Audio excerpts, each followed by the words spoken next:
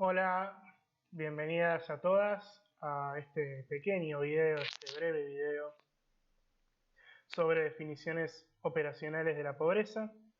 Eh, bueno, la idea es hacer un pequeño recorrido por la clase que tuvieron hace un par de semanas. Me dijeron que habían quedado con algunas dudas, así que bueno, la idea sería poder hacer una pequeña guía para esa clase y una pequeña guía para la literatura, que no reemplaza la clase, pero que quizás les sirva para redondear algunos conceptos.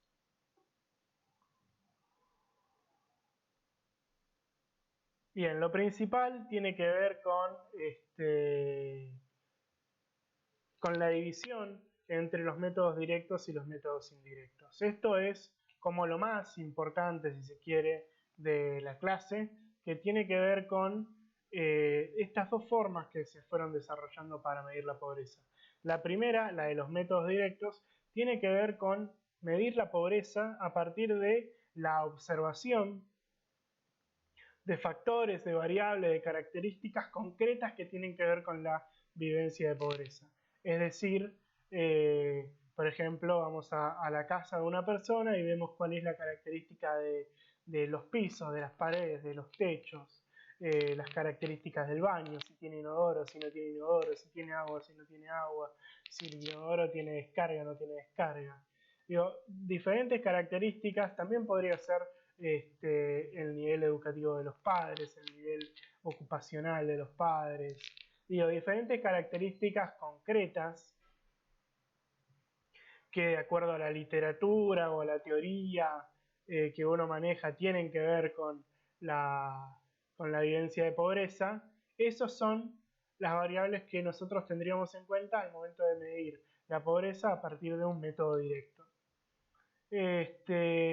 Y por otro lado, los métodos indirectos tienen que ver con medir la pobreza no a partir de esas variables o características concretas, sino a partir de otra variable que nos pueda llegar a hablar de esas otras características. Por ejemplo, yo podría medir la pobreza a partir de los ingresos, es decir, me fijo cuáles son los ingresos que tiene una familia y a partir de esa cantidad de dinero puedo establecer si esa familia tiene la cantidad suficiente de plata para cubrir determinadas necesidades básicas o características que tienen que ver con una vida digna, etc.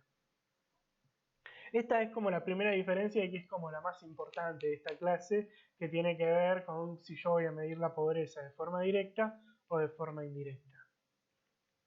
Bien, pasando a los métodos indirectos, el método de la línea de pobreza o indigencia es uno de los métodos más utilizados, más reconocidos, que aparece mucho en los medios también. En nuestro país es un método que utiliza actualmente el INDEC, y este método se genera a partir de diferentes indicadores censales. En este caso tienen que ver con la encuesta permanente de hogares y los censos, que nos indican, bueno, cuáles son los comportamientos de consumo de una familia, y a partir de entender los comportamientos de consumo de una familia, nosotros de una familia típica argentina, nosotros podemos decir, bueno,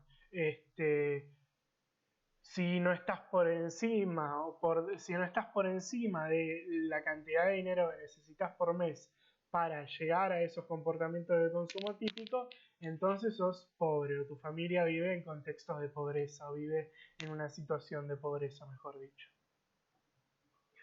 Lo que tiene como desventaja este método principal tiene que ver con esto, que hay que establecer una serie de comportamientos de consumo que requieren un trabajo importante y que se realizan cada 10 años a partir de los censos, y por ese lado es una desventaja.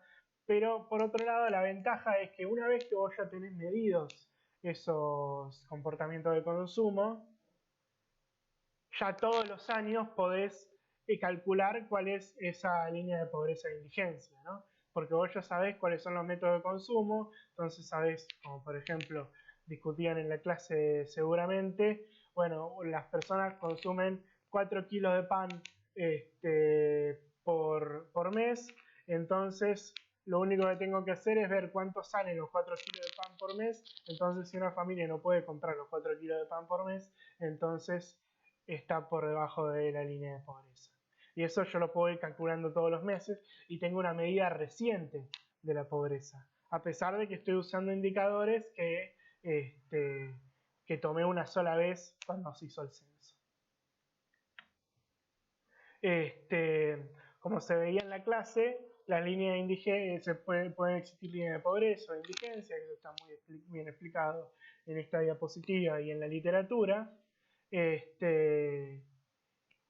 Y es el principal método utilizado hoy en día para medir la pobreza en Argentina, que es un método también que, como todo método indirecto, no está puede llegar a olvidar o pasar por alto un montón de características de la vivencia de pobreza que medirlo solo monetariamente no alcanza. Y eso seguramente lo habrán discutido en la clase y está también en la literatura.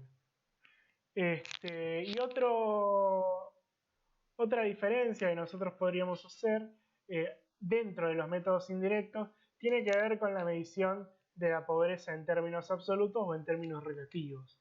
Entonces, en ese sentido, nosotros podríamos ver en términos absolutos en cada país cuál es el porcentaje de personas que viven bajo la línea de pobreza en este caso, o también podríamos ver en términos relativos, comparando los países entre sí, qué porcentaje de cada país está por debajo de una determinada línea de pobreza, como en este caso podría ser cantidad de personas en cada país que viven con menos dinero que $1,25. Entonces vemos que hay determinados países que la proporción es más grande. En la India, por ejemplo, la proporción de gente que vive con menos de $1,25 por día es más grande que en otros países como en Argentina, por ejemplo, que vemos que es una línea finita. Estos son datos viejos, ¿no? Son datos del 2008, 2011. Y en este caso sería como lo contrario, ¿no? ¿Cuál es la proporción de personas que viven con dinero por encima de los $200? Otra medida también que se suele usar bastante, que es la de $1 por día, que obviamente tiene la desventaja de que $1 no necesariamente va a significar lo mismo en todos los países, pero bueno, en este caso muestra cuál es la proporción de personas que viven por debajo que viven con con menos de $1 por día, perdón. Bien, además de estos métodos indirectos, existen, como les decía al principio, los métodos directos, que tienen que ver con la medición de determinadas características concretas y puntuales de la vivencia de pobreza, es decir, determinados bienes, servicios y demás, que son estipulados por el Estado, por los investigadores, por quien esté haciendo el estudio en concreto, como necesidades básicas. Y en este caso la privación es observable. Nosotros estamos viendo concretamente una determinada variable o característica o factor.